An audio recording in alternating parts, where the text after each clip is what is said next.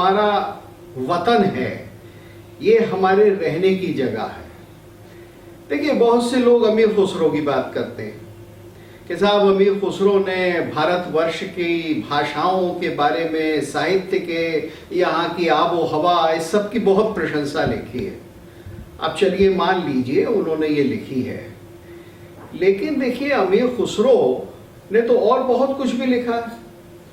यानी जब Islamic forces गुलाम बनाकर लाती थी स्त्री, बालक और मर्दों को, तो वो बड़े प्रसन्न होते थे और वो बड़े यूलॉजी उसके ऊपर लिखा करते थे।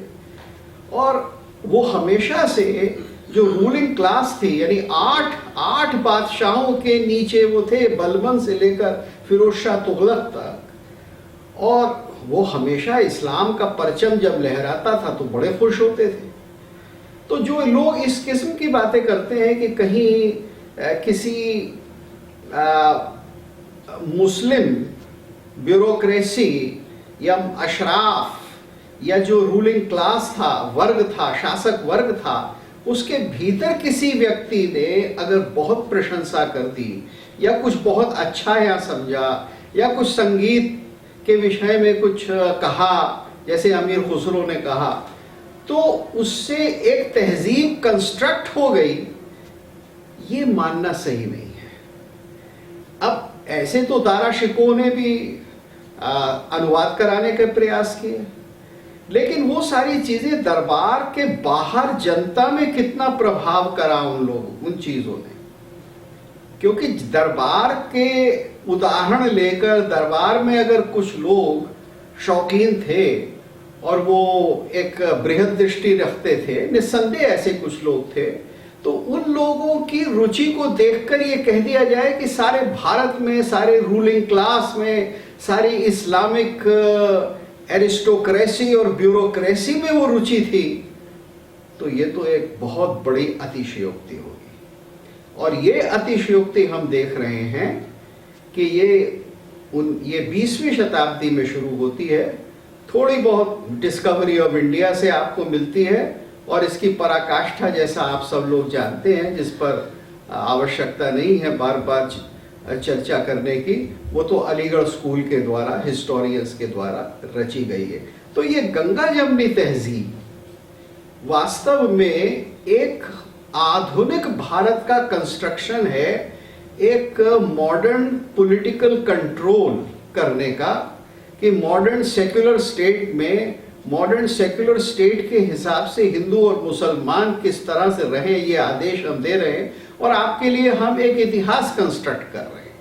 अगर हम वास्तव इतिहास में जाएं तो बड़ा स्पष्ट है कि चाहे किसी छोटे से इलाके में इस्लामिक हुकूमत आई हो, जैसे कि सिंध में थी, और फिर खैर 200-250 वर्ष तक वो डिसकंटिन्यू हो जाती है, लेकिन फिर जब वो लगभग 1195-92 के करीब फिर दोबारा शुरू होती है, दिल्ली सल्तनत जिसको हम कहते हैं, तो ये एक पीरियड ऑफ कॉलोनाइजेशन है। अब कॉलोनाइजेशन है अगर, और कॉलोनाइजेशन था, और उसको हमने वास्तव में एज ए कॉलोनाइजेशन स्वीकार नहीं किया है। हमने तो वही शशि थरूर वाला formula, they became one of us, अख्तियार कर लिया कि वो जो शासक थे, ये बिकेम अस, हाँ, दे बिकेम अस। तो ये जो बातें, इसका आधार जो है वो कितना भ्रामक है और कितना तथ्य से बहुत दूर है, उसके हिसाब पे आप व्याख्या करते गए। और जो पूरी ब्यूरोक्रेसी और पूरी एरिस्टोक्रेसी और जो पूरा अशराफ क्लास था और जितने भी बादशाह थे, वो क्या सोचते थे, क्या करते थे, उसको हमने एक तरफ रख दिया। फिर हमने कहा कि ये गंगा जमनी तहजीब हो गई। और अगर सचमुच गंगा जमनी तहजीब होती तो बड़ा सीधा सा सवाल है साहब, पाकिस्तान बनता ही क्यों? पाकिस्तान की डिमांड ही क्यों होती? पाकिस्तान को मांगने वाले केवल बाहर से तो ही नहीं आ गए थे, वो तो यहीं से पैदा हुए थे, और उसकी हम पूरी की पूरी वो देखते हैं। तो मैं आपसे ये कहूँगा कि हमको ये सोचना है कि संस्कृति के एक एक इदारे को या उसके एक एक क्षेत्र को हम ले लें, जैसे संगीत को ले लें, साहित्य को ले लें, काव्य को ले लें, शिल्प को ले लें, पेंटिंग को ले लें, और फिर देखें कि वास्तव में क्या क्या भारत में पर्शिया से या ईरान, इराक या सेंट्रल एशिया से क्या क्या हमारे यहाँ आत्मसात हुआ, कितना हुआ और कैसे हुआ और कहाँ हुआ, और उसका प्रभाव समाज पर कितना पड़ा। अगर हम उसको देखेंगे तब हमको लगेगा कि वास्तव में कंट्रीब्यूशन दूसरे संस्कृतियों का या इस्लामिक संस्कृतियों का क्या था। और फिर हमें यह भी देखना है कि जहां इस्लाम के नाम से वो चीज आई थी, वो वास्तव में इस्लाम या अरेबिया की थी भी या नहीं। अब जैसे मैं आपको एक एग्जांपल देता हूं, जिसको आप यूनानी मेडिसिन कहते हैं। अब ये यूनानी मेडिसिन तो आम आदमी ये मानता है साहब ये मुसलमान लाए। अब इसमें संदेह नहीं कि जो लोग लाए वो मुसलमान थे, लेकिन वो विद्या कहाँ की है भाई? उसका नाम ही बता रहा है कि वो यूनान की है, वो ग्रीस की है, वो ग्रीक मेडिसिन है, उसका इस्लाम से कुछ मतलब नहीं। यानी एक बड़ी सीधी सी बात है, जिसको हम यूनानी मेडिसिन कहते हैं, वो यूनानी मेडिसिन तो ग्रीक मेडिसिन है, वो पिथागोरस का है, वो उनका पूरा सिस्टम है जो आगे गैलन इत्यादि यूरोप के अंदर चला रहे थे, जिसके अंदर ये वो उसको 4 ह्यूमर कहते थे और हम उसको 4 धातु कहते आए हैं। वात, पित्त, कफ हमारे यहाँ त्रिदोष माना गया है या 3 मानी गई है। तो वो वही विज्ञान था जो एक समय में ग्रीस में भारत से गया था और फिर वो लौट कर आया। तो इस तरह की बहुत सारी भ्रांतियां हैं। इसी तरह की बहुत सारी भ्रांतियां दूसरे क्षेत्रों में हैं। जी जी, मैं तो समझ के ये कहूँगा कि ये जो तथाकथित 2 नेशन थ्योरी या जो सेपरेटिज्म की बात है, ये आप देखें तो ये इस्लाम के आरंभ से ही बिल्कुल कह दी गई है, हदीसों में कह दी गई है, वो तो है। और जहाँ तक भारत का है, इस्लामिक राष्ट्र का प्रश्न है, यहाँ पर किसी भी तरह की जो शासक वर्ग था वो पूरी तरह से अपने आप को एक, जिसको कहते हैं कि न केवल अलग मानता था, बल्कि जैसा कि उनके अलग अलग पुस्तकों में, अलग अलग विचारकों में, जैसे मैं उदाहरण देता हूँ, अहमद सरहिंदी जो कि 16वीं 17वीं शताब्दी का और इस्लाम का भारत में सबसे बड़े विचारक माना जाता है, सबसे बड़ा, उसको कहते हैं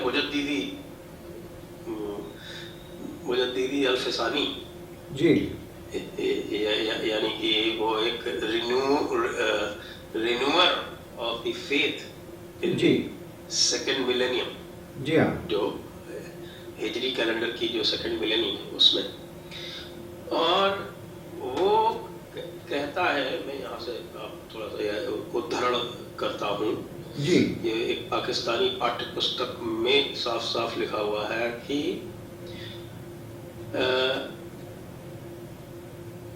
Mujaddidi अल-फिसानी Sheikh Sirhindi made clear to Muslims that they were the separate nation from Hindus and nothing was common in them. ये बात हो रही है लगभग 1610 या 1615 के आसपास। Therefore, the Muslims should keep themselves distinct from Hindus with reference to, देखिए ये important, with reference to कौन कौन सी चीजें, with reference to food, dress, social custom and way of life। जी हाँ। तो अब आप ये बताइए ये मिक्सिंग कैसे हुई फिर? और इस चीज को लगातार अनुसरण किया गया, इसका अनुगमन किया गया सरहिंदी के बाद उसी के पोते के, उसी के बेटे के, यानी क्या नाम था उसका, मासूम, शेख मासूम, उसके प्रेरणा से ये फतावा आलमगीरी लिखी, जिसके जो है वो हीरे जो है वो मैं सुनाया करता हूँ कई बार। कल भी एक प्रोग्राम किया था मैंने तारिक फतेह से, तो लोगों ने बड़े आनंद से सुना उसके जेम्स सुनवाए आपने। रहीम जो उसके एक प्रमुख रचयिता थे, हाँ, मुख्य रचयिता बेसिकली वही थे, हालांकि वो नंबर 2 थे उसमें, जी। नंबर 1 शेख बुरहानपुरी बहुत वृद्ध थे तो उनको वो ऑनर दिया गया था। काम सारा शाह अब्दुल रहीम ने किया। उनका बेटा शाह वलीउल्लाह वो उसी अहमद सरहिंदी की जो परंपरा है उसी को आगे बढ़ाता है। फिर शाह वलीउल्लाह के बाद में आपके जो भी उनके शाह या अब्दुल अजीज और उसके बाद फिर ये आपका वो सैयद बरेलवी, अहमद बरेलवी जो आ गया। फिर वहां से वो 2 खंड हो जाते हैं, देवबंद और बरेलवी वाले। जी हाँ। और उनमें भी ये बिल्कुल साफ साफ है, देवबंद की हिदाया क्या कहती है कि जिहाद दीन हक की ओर बुलाने और उससे इनकार करने वाले से जंग को कहते हैं। फतवा आलमगीरी भी यही कहती है। जी हाँ। और हजरत बरेलवी जो है, अहमद रजा बरेलवी, जिनके पोते का पोता अभी ये तौकीर रजा बकवास कर रहा था बरेली में, जिसको लेकर आज बीजेपी वाले चिल्ला रहे हैं, उनको मैं ये कहता हूँ कि भैया अहमद रजा बरेलवी को तो पढ़ लो, तब समझोगे कि तौकीर रजा बरेलवी कोई नई बात नहीं कह रहा। बिल्कुल कह रहा बिल्कुल। है जो अहमद रजा बरेलवी ने अपनी फतावा रजविया में कहा है। और क्या कहा है जी। उन्होंने उसमें नफरत के अहकाम, नफरत के अहकामात, वो टाइटल है बाकायदा। ऑफ हेट्रेड, हाँ। वो बनाए हैं, हाँ। जिसमें ये बिल्कुल स्पष्ट है कि जी हाँ। आपको हिंदुओं से अलग रहना है, उनसे हेट्रेड करनी है, जी हाँ। नफरत करनी है।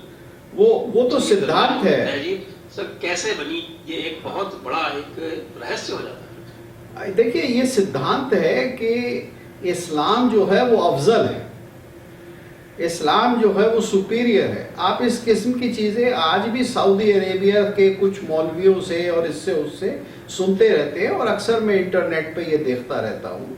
और पाकिस्तान के भी कुछ आलिमों ने, जो कि उनकी बिल्कुल लाइन टो नहीं करते, उन्होंने जैसे गामदी हैं, उन्होंने साफ कहा है कि आप सारी दुनिया में ये सिखा रहे हैं मदरसों के अंदर कि इस्लाम अफजल है, इस्लाम सुपीरियर है, इस्लाम शुड बी सुप्रीमेसिस्ट। तो जब आज ये स्थिति है तो जिस समय शासन था उस समय क्यों नहीं होगी। अच्छा, मैं आपसे जो जिक्र करना चाहता हूं वो कुछ बड़े बेसिक फैक्ट्स का करना चाहता हूं। जैसे जी हाँ, जी हाँ। अगर आप मतलब ब्रॉडली स्पीकिंग या एक मोटी मैं ये जी निवेदन करूं जी कि ये जो चीजें इसमें लिखी कि food, dress, way of life, जी, इनको एक एक करके ले ले, उससे बिल्कुल स्पष्ट हो जाएगा। हाँ बिल्कुल बिल्कुल बिल्कुल बिल्कुल। तो सबसे पहले फूड को ले लेते हैं। हाँ देखिए अब, बिरयानी। जी हाँ बिल्कुल, फूड को तो आप ले लेते हैं। और ये जो एक आम धारणा हो गई है कि मुगल फूड जो है वो एक विदेश से आई हुई चीज है। अब इसमें कोई शक नहीं कि कुछ डिशेस विदेश से आई ही होंगी, वो लोग बनाते होंगे, अपने साथ रसोइये भी लाए होंगे, जब उनके लश्कर आए होंगे उनके साथ कुछ औरतें भी आई होंगी। लेकिन देखिए बाद में क्या हुआ, आप फूड के साथ साथ सबसे पहले जरा ड्रेस को लीजिए। पहले 200 साल तक, यानी दिल्ली सल्तनत में 250 साल तक तो वो ड्रेस एक तरह से सेंट्रल एशियन ड्रेस पहनी है उन लोगों ने। लेकिन मुगल पीरियड में तो अकबर के आते ही सारी की सारी जो सार्टोरियल इमेज है और जो वेशभूषा है, पहरावा ओढ़ावा पहनना है, वो सब राजस्थानी हो जाता है। आप अकबर का कोई भी चित्र देखें तो शायद बहुत शुरू के कुछ ऐसे चित्र हैं जिसमें वो लबादे में शायद मिल जाए, ढूंढने पे मिलेंगे। लेकिन जब वो तख्त नशीन हो जाते हैं तब तो आपको वही मिलता है, राजस्थानी ड्रेस। तो जब आपने राजस्थानी ड्रेस अपना ली, और इसमें कोई शक नहीं है कि वो कोई सेंट्रल एशियन नहीं थी जो राजस्थान में लोग पहन रहे थे, तो आपने उसके साथ खान पान भी अपनाया। क्योंकि आपके घर की औरतें जो थीं वो सब कन्वर्टेड हिंदू औरतें थीं, कुछ राजकुमारियां थीं, कुछ लोअर स्टेटस की थीं, यहाँ तक कि जो आपके घर की बांदियां थीं, जो आपकी रक्कासाएं थीं, जितने भी लोग थे आपके, वो सब के सब कन्वर्टेड फ्रॉम लोकल पॉपुलेशन थे। तो ये मान लिया जाए कि वो सबके सब अरेबिक फूड खाने लगे थे, वो सबके सब यानी अरब से तो खैर ये लोग आए नहीं, ये तो इनकी एक मंगोल डिसेंट है, और ये तो वैसे भी आपके सेंट्रल एशिया के, सदर्न सेंट्रल एशिया के इलाकों के लोग हैं। तो ये मान लेना कि अधिकांश फूड जो था वो विदेशी था, ये कैसे संभव है? और फिर बहुत सारी चीज़ें जो, जिसको नॉन वेजिटेरियन, एक बड़ी आम धारणा है कि नॉन वेजिटेरियन फूड जो है वो इम्पोर्टेड इनटू इंडिया बाय इस्लाम है और इस्लाम की इंसिस्टेंस है, तो ये भी गलत है। ऐसी सारी डिशेस हैं जो भारत में नॉन वेजिटेरियन भी रही हैं, जिनको लोग खाते आए हैं, जैसे कि आप कबाब कहते हैं, या जो आप ये सलाख के ऊपर पकाया हुआ गोश्त कहते हैं। तो शूल मांस तो बहुत पुराना है, और शूल मांस की रेफरेंसेस और ये सब मिलते हैं कि कैसे खाया जाता था, पकाया जाता था। मृच कटिकम में एक कैरेक्टर कहता है कि अब मैंने ये काम कर लिया, आज बड़ी खुशी है, अब मैं घर जाके शूल मांस पकाऊंगा और खाऊंगा। तो ये हम ऐतिहासिक दृष्टि से देखें तो इसमें अधिकांश संस्कृति भारत की ही है, जिसके अंदर ऊपर से जो एक कॉलोनाइजर का दबदबा होता है, एक रौब होता है, वो डाला गया, और फिर जब वो नीचे तक अब आज तक ट्रांसमिट हुई है तो हमने ये मान लिया कि ये तो विदेश से आई है। तो इस तरह से मैं बहुत सारे और उदाहरण ले सकता हूं। अब मैं एक सबसे बड़ा बिरयानी कहते हैं साहब, वो बाहर से मुगल लेके आए बिरयानी जी, वो ऐसी जगह से आए थे जहाँ चावल होता ही नहीं था। हाँ, अब बताइए, धान और चावल का ही फर्क नहीं पता था। तो अब बिरयानी जो साहब वो वहां से, हाँ, तो ये इतनी सारी जो जिनको कहा जाए कहानी किस्से हैं, ये ऐतिहासिक नहीं है। अब मैं एक मोटी बात लेता हूं बहुत बड़ी, जो कि अक्सर लोगों के दिमाग में एक सेंसिटिव इशू है। अगर आप देखें तो पूरे इस्लामिक पीरियड में दो किस्म की इमारतें बनी हैं। या तो किले बने जिसमें बादशाह और बादशाहत के लोग रहेंगे, अमीर उमराव रहेंगे, चाहे वो बहुत शुरू से हो, कुतुबुद्दीन ऐबक के वक्त से हो या आपके शाहजहां के वक्त तक हो, तो किले बनाए हैं, या फिर उन्होंने मकबरे बनाए हैं। अब मेरा ये बड़ा सीधा सा प्रश्न है कि इन दोनों बड़ी बड़ी इमारतों से जो हम बनती आई, आम भारतीय को कितना फैज पहुंच रहा था, उसकी इसमें कितनी इन्वॉल्वमेंट थी, उसको इससे कितना धनोपार्जन होता था, और उसके विपरीत आप देखिए कि उससे पहले जो व्यवस्था थी उसमें राजा अगर बहुत बड़े बड़े भव्य मंदिर बनवाते थे तो मंदिर एक केंद्र होता था पूरी अर्थव्यवस्था का, और उसमें विद्वान से, पुजारी से, विचारक से, संगीतकार से, नर्तकी से, इस सब से लेकर नीचे तक माला बनाने वाला और फल फूल मंदिर में लाने वाला, ये सारे के सारे लोग थे। पूरी समाज की एक श्रृंखला थी जो उससे लाभ उठाते थे, जो उसकी अर्थव्यवस्था से जुड़े थे, और मंदिर एक केंद्र था उस शहर की, उस स्थान की पूरी अर्थव्यवस्था को परिपुष्ट करने का। अब उसके बरक्स आप मकबरा देखिए, मकबरे का क्या इस्तेमाल होता था? मकबरे का कोई इकोनॉमिक यूज नहीं था। मकबरे के अंदर क्या आप पिकनिक मनाने तो जाते नहीं थे, मकबरा सिर्फ रख रखाव के लिए था।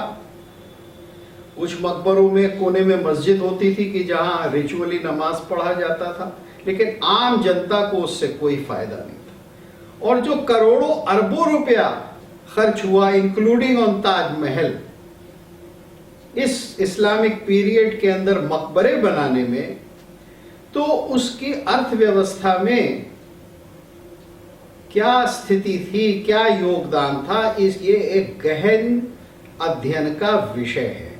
इसमें कोई शक नहीं कि कुछ मकबरे बहुत खूबसूरत थे, आप ये कह सकते हैं कि आर्किटेक्चरली वो बहुत अच्छे हैं और उनका इतिहास है और उसके बारे में तो बहुत ही कुछ लिखा गया है, उसकी आवश्यकता नहीं है और रिसर्च करने की। लेकिन ये सवाल कि अर्थव्यवस्था में वो कितना काम आता था, तो ये तो देखिए मैंने आर्किटेक्चर, आर्ट ऑफ आर्किटेक्चर, वास्तुकला के विषय में बात की। अब मैं बात करता हूं संगीत, नृत्य, गायन, इसके विषय में। आप ये देखिए, पहली बात तो ये कि इस्लाम के पूरे पीरियड में मौलवियों में और बादशाहों में संगीत को लेकर, नृत्य को लेकर, गायन को लेकर एक बहुत ही खींचातानी का इतिहास है। मौलवी हमेशा से ये मानते थे, सुन्नी मौलवी तो खासकर ये मानते थे कि संगीत में इतिहास हराम है। क्षमा कीजिए, संगीत में इस्लाम में संगीत हराम है। मौसीकी जिसको कहा जाता है, मौसीकी, यहां मैं ये मेंशन कर दूं कि मौसीकी शब्द फारसी का नहीं है, ये विशुद्ध यूनानी भाषा का है, मूसीकी ये। और इसके ऊपर कभी आपके साथ विशद चर्चा करना चाहूंगा कि जिनको ये मकाम कहते हैं और जिनको ये अपना सिस्टम कहते हैं संगीत का, जो आज भी प्रचलित है पूरे मिडिल ईस्ट में, ये वास्तव में उनका नहीं है, ये भी यूनान का है। ये भी यूनान से ही आया था बहुत पहले और अब वहाँ ही मकाम कहलाने लगा और आगे चलकर हिंदुस्तान में आया। वो एक गूढ़ विषय है, उसके बारे में अलग चर्चा हो सकती है। लेकिन संगीत को, मौसीकी को मौलवी कभी पसंद नहीं करते थे। हाँ, बादशाह अपने हरम में, अपने दरबार में यदा कदा, या अपनी क्या कहते हैं, अपने जो उनके स्थान थे रंग रंगेली मनाने के या एंटरटेनमेंट करने के, उसमें संगीतकारों को रखते थे, पेट्रोनाइज करते थे। और वो संगीतकार कौन होते थे? वो संगीतकार वो होते थे जो कि छोटी छोटी रियासतों से, जो अक्सर हिंदू रियासतें थी, उनसे लाए गए होते थे। वो नर्चर्ड नहीं होते थे। आप सबसे बड़ा उदाहरण ले लीजिए तानसेन का। तानसेन आगरा में बड़े नहीं हुए, तानसेन की तालीम आगरा में नहीं हुई। तानसेन के जो एक प्रकार से हम ये कहें उनके जो पेट्रन थे, उनके जो आश्रयदाता थे, वो तो एक छोटी सी रियासत रीवा थी और उन्होंने उम्र रीवा में गुजार दी। और जब उनका यश फैल गया सारे उत्तर भारत में, तब अकबर ने कहा कि उनको हमारे दरबार में भेज दिया जाए और वो दरबार में आ गए। और मुंतखब तवारीख में मुल्ला दो प्याजा ने लिखा है कि जब वो आए तो उनकी आवाज पहले ही बुढ़ापे में प्रवेश कर चुकी थी।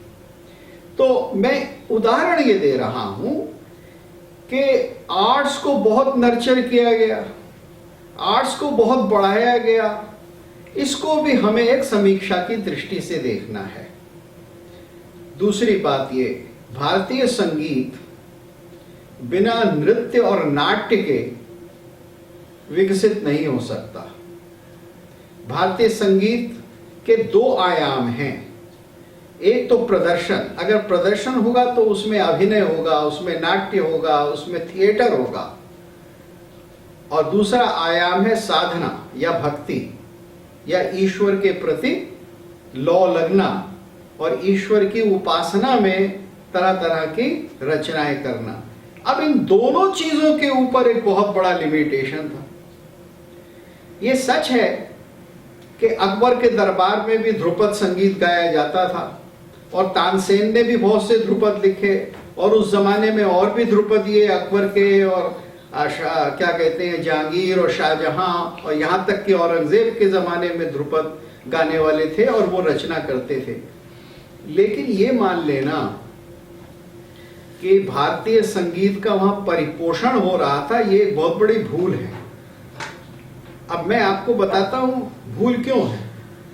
क्योंकि अगर तानसेन भी अकबर के दरबार में नाद की प्रशंसा में या चढ़त राजा राम लंका पर इस प्रकार की कोई बंदिश बना रहे हैं तो वो मजबूरी की बंदिश है।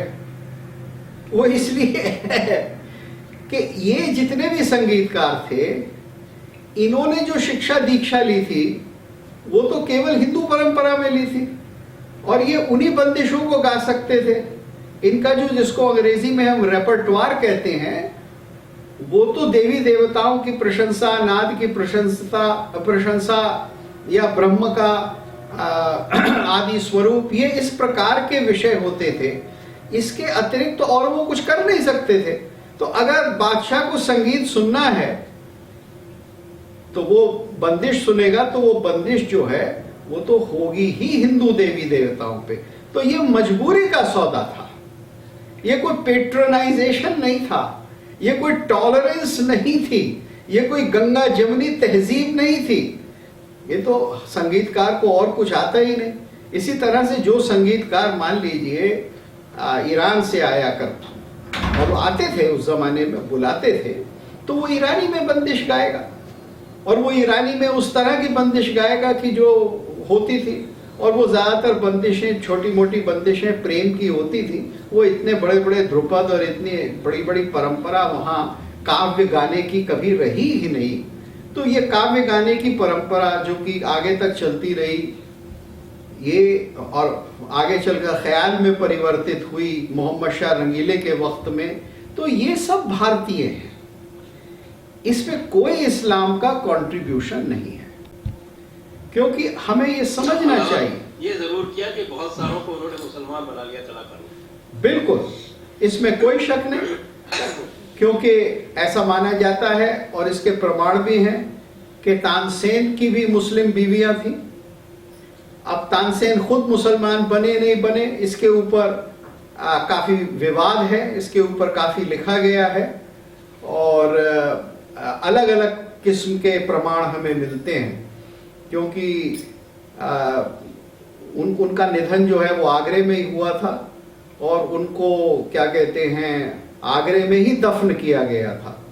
ये उस समय के सोर्सेस तो यही कहते हैं कि उनको आगरे में सुपुर्दे खाक किया गया था। अब सुपुर्दे खाक का अर्थ होता है उनको जला दिया गया या उनको गाड़ दिया गया, कुछ भी हो सकता है। तो वहां भी एक बहुत बड़ा संशय है। आप जो बात कह रहे हैं कि उन्होंने कन्वर्ट किया, अब कन्वर्ट आप क्यों करेंगे? कन्वर्ट इसलिए करेंगे कि इस्लाम में लाना, दावा करना, ये आपका फेथ, ये आपका अकीदा, ये आपका धर्म है। तो जब इस धर्म का पालन हो रहा है और फिर भी आप कहें कि नहीं गंगा जमुनी तहजीब है। अब हम सब जानते हैं कि वो जो प्रसिद्ध बंदिश है, छाप तिलक सब छीनी मुंह से नैना मिला के, तो उसमें निजामुद्दीन औलिया क्या कर रहे हैं? छाप तिलक छीन रहे हैं ना।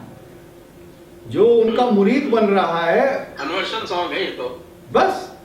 लेकिन सारे हिंदुस्तान में लोग इसको गाते हैं। तो मैं जब दिल्ली विश्वविद्यालय में पढ़ाता था तो मैं अपने, इसको गंगा जमुनी तहजीब का उदाहरण दिया जाता है। तो मैं अपने कुछ हिंदी के प्रोफेसर और इन सब से कहा करता था, बड़े खास तौर से जो हमारे मार्क्सवादी धुरंधर हैं, कि भैया मुझको इसका अर्थ बता दो, छाप तिलक सब छीनी। तो एक आलिम ने कहा उसका मतलब था उन्होंने ऊपर के एक्सटर्नल जो एम्बलेम्स थे वो हटवा दिए और रूह की तरफ ले गए। तो मैंने कहा अगर रूह की तरफ ले गए और रूह एक है तो एक्सटर्नल क्यों हटवाया? आपने भाई हटवाया क्यों? छाप तिलक छीन क्यों लिया? तो ये बहुत बड़ा डिस्टॉर्शन है जिसको हमें समझना है। मैंने आपको, अच्छा देखिए, मंदिर से ही भारतीय कलाओं का विकास और संरक्षण था। ये चीज हमको इतिहास में पूरी सीधी की सीधी प्रमाणिक रूप से मिलती है। ये चीज आज की सरकारों को अगर समझ में आ जाए, यानी हमारी भारतीय जनता पार्टी को समझ में आ जाए, तो देश का बहुत बड़ा कल्याण होगा कि मंदिर जो हैं, और वास्तव में आज भी जो सरकारी कब्जे हैं वो इसीलिए हैं। लेकिन इस्लामिक पीरियड में तो या तो टैक्स लगता था मंदिरों के ऊपर, या वो ध्वस्त कर दिए जाते थे, या वो लूट लिए जाते थे। तो जब आप सारी इकोनॉमी के आधार को, उसकी आधारशिला को ही ध्वस्त कर देंगे और उसकी कलाओं की आधारशिलाओं को ध्वस्त कर देंगे, तो कितनी आप एक गंगा जमुनी तहजीब बनाएंगे। How much you will become like us, यानी आप हमारे मंदिर तोड़ के ही आप हम जैसे बन रहे हैं। ये तो कल्पना की ऐसी उड़ान है कि जिसका कोई आदर नहीं कर सकता। अब इसके अतिरिक्त मैं और दो चार चीजें लेता हूं। देखिए, ये जो बात अक्सर कही जाती है कि एक वैचारिक संगम होने लगा, अल्लाह उपनिषद जैसे कुछ ग्रंथ लिखे गए, तो ये सारी एक्टिविटी जो थी, ये एक्टिविटी हो रही है दरबार के भीतर। और आप इस एक्टिविटी का मूल समझिए, वास्तव में इसका मूल क्या है, ये मैं आपके सामने रखना चाहूंगा। इसका मूल यह है कि भारत की एक परंपरा थी कि जब राजा सम्राट अपना वैभव स्थापित कर देता था और वो एक दूसरे देश को, प्रदेश को परास्त करता था, तो परास्त करके वो वहां से बड़े आदर और सम्मान के साथ वहां के विद्वानों को, वहां के आचार्यों को, वहां के श्रेष्ठ शिक्षकों को, ब्राह्मणों को ये निमंत्रण देता था कि वो उसके राज में आ जाएं और उनको जितनी उनके घर पर सुविधाएं थी उससे दुगनी तिगनी सुविधाएं दी जाएगी। तो जोर जबरदस्ती करके नहीं, आकर्षण करके उनका लाया जाता था। इसके प्रसिद्ध उदाहरण है कि उत्तर प्रदेश कन्नौज से मातृगुप्त इत्यादि को, वसुगुप्त, मातृगुप्त इत्यादि को ले जाया गया कश्मीर में और ललितादित्य वर्मन के द्वारा, और फिर वहां वो पूरी परंपरा, शैव परंपरा वहां फलीभूत हुई। तो इसी तरह से जो यहां राजा बने, मुस्लिम राजा बने, उन्होंने जब बहुत सारे यहाँ की रवायतों का, यहाँ के कस्टम्स का अनुगमन किया, वहां जब उनको करने लगे तो उसमें यह भी था कि भाई मैं दूर दूर से गुणी जनों को बुलाता हूँ, दूर दूर से मैं कलाकारों को बुलाता हूँ, उनको अपनी उसमें रखता हूँ और मैं एक अपनी नवरत्न मंडली बनाता हूँ। तो ये समझने की बात है, ये वास्तव में एक परंपरा थी जो कि एक प्राचीन हिंदू परंपरा थी जिसका वो अनुसरण कर रहे थे, और उसके अंतर्गत लोग आकर दरबार में रहते थे। अब मुझको ये बताइए कि ये उदाहरण तो मिलते हैं कि अकबर ने नवरत्न बना लिए, लेकिन ये कितने उदाहरण मिलते हैं कि अकबर ने या जहांगीर ने या शाहजहां ने, औरंगजेब की तो खैर बात ही मत करिए, या इससे पहले जो लोग हुए, बादशाह हुए, उन्होंने अपने शहर में, अपनी राजधानी में कितने विद्यालय खुलवाए, कितनी विद्या के केंद्र खुलवाए, उन्होंने कितने ब्राह्मणों को बुलाया। अब ब्राह्मणों को तो बुलाया जाता था एक ही कारण से, ये सभी जानते हैं, उनका शिरोच्छेद करने के लिए बुलाया जाता था।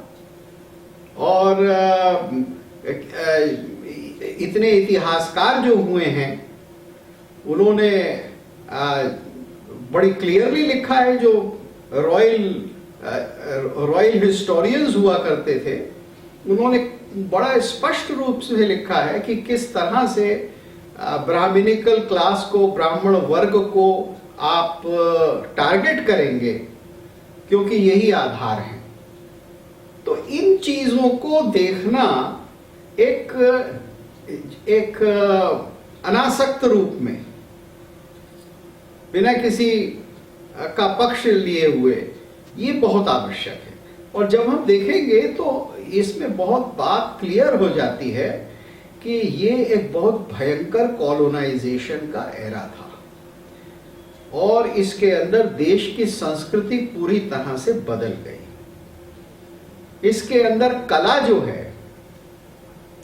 वो दिव्य की ओर जाने का साधन नहीं रही, वो एक आभोग का साधन हो गई। जी हाँ, जी हाँ। यानी एक वाक्य में मैं ये कह रहा हूं, और यहां ये सूफीवाद वगैरह को लाने की आवश्यकता नहीं है, क्योंकि सूफियों के विषय में कभी दोबारा चर्चा करना ठीक रहेगा कि उनके वास्तव सिद्धांत क्या थे और प्रैक्टिकल क्या था। सारे के सारे सिद्धांत मैं तो कई बार पूछता हूँ, जो लोग कहते हैं कि सूफी जो है वो कोई शांति के दूत हैं, तो मैं उनसे पूछ लेता हूँ कि भाई आप तो कितना, सिर्फ इतना ये बता दीजिए कि वो शरीयत के ऊपर है या शरीयत से नीचे है। वो बिल्कुल शरीयत को ही एनफोर्स करने वाले लोग सवाल थे। से उनकी सारी जितनी भी शांतिप्रियता है, जी हाँ, वो सिद्ध या बिल्कुल। अच्छा, दूसरी बात एक और भी है, शरीयत के अलावा जो उनका सिद्धांत है, जिस सिद्धांत में वो क्या कहते हैं, नृत्य या रक्स या समा बांध रहे हैं, समा कर रहे हैं, उसके सिद्धांत में भी जीव का, व्यक्ति का, रूह का अल्लाह में फना होना, एकाकार होना, ये मना है, ऐसा नहीं हो सकता।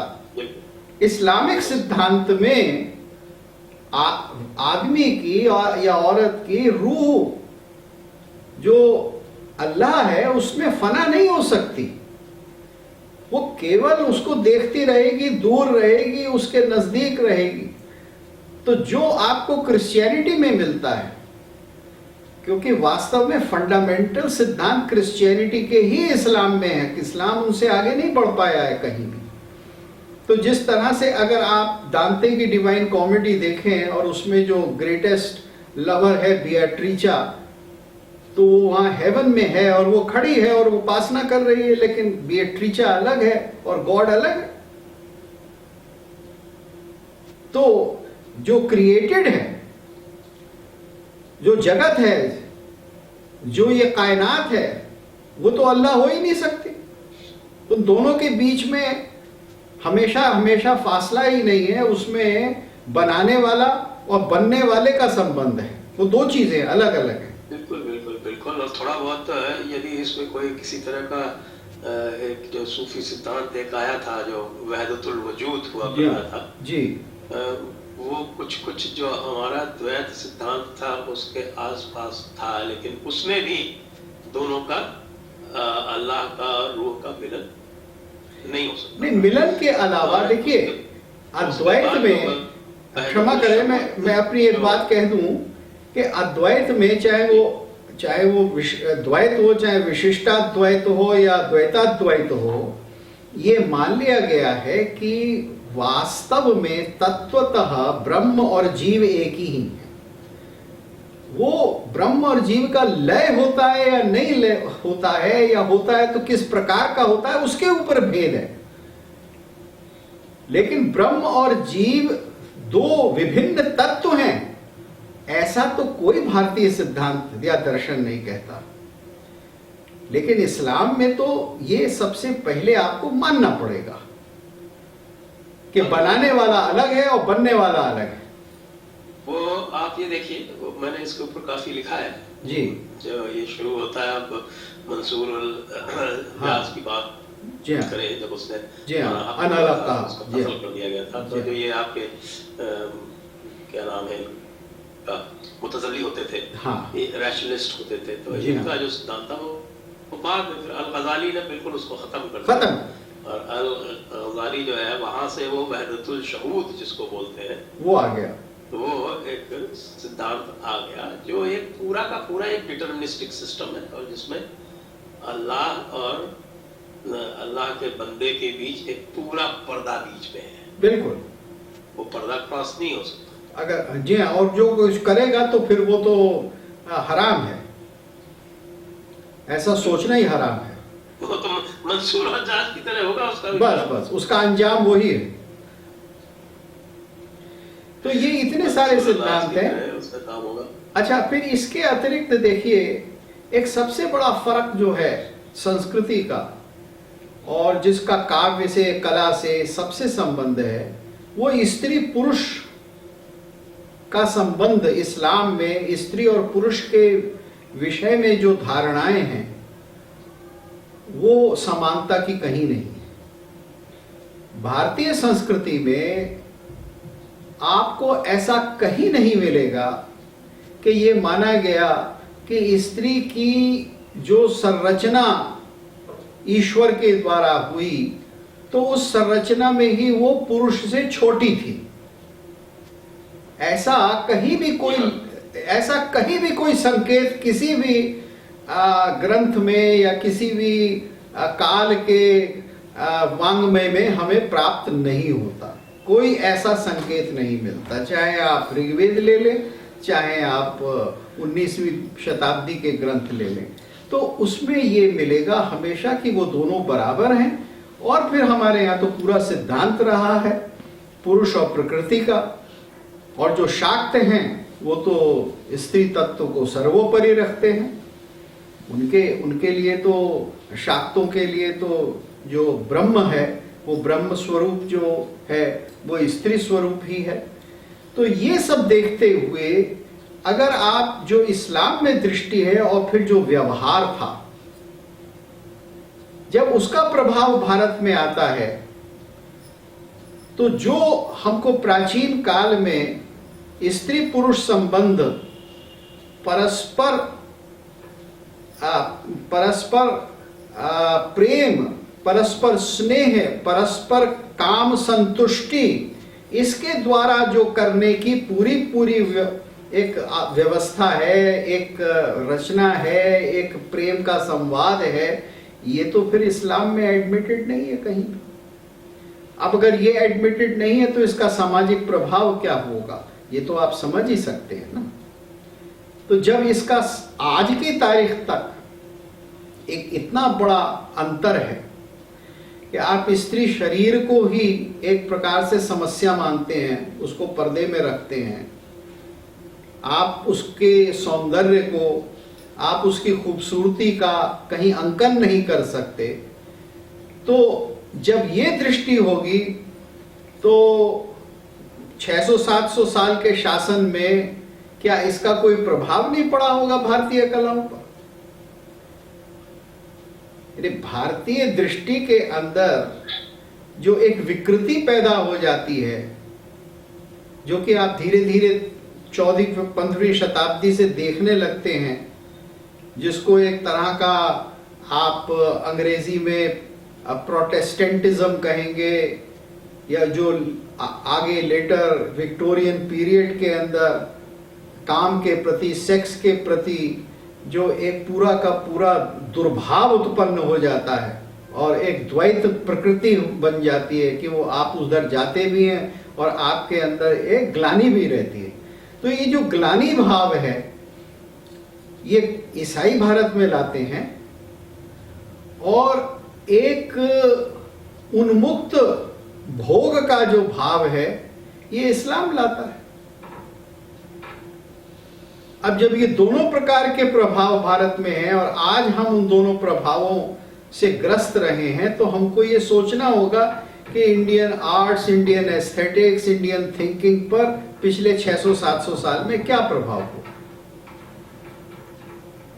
तो इसके परिप्रेक्ष्य में आप देखेंगे तो संस्कृतियों का मिलना क्या था क्या नहीं था, इसके बारे में तो पूरी पुनर्व्याख्या करनी होगी, और इसके उदाहरण हमें जगह जगह मिल जाएंगे।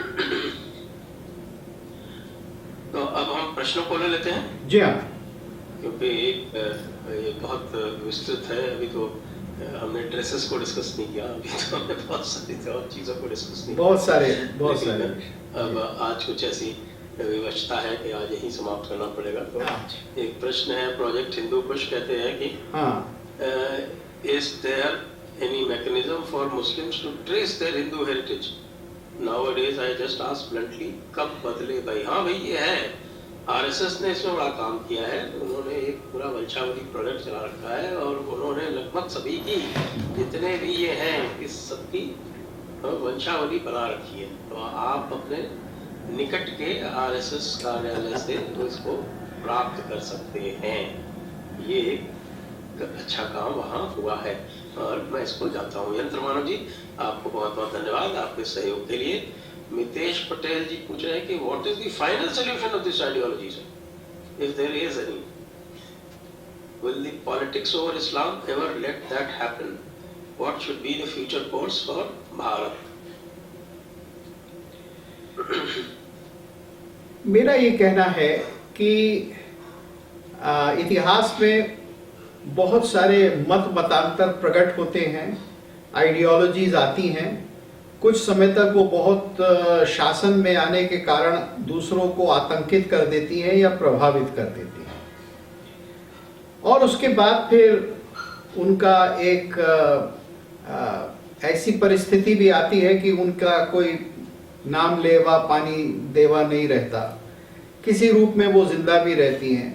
अभी हमने पिछली शताब्दी में कम्युनिज्म को देखा।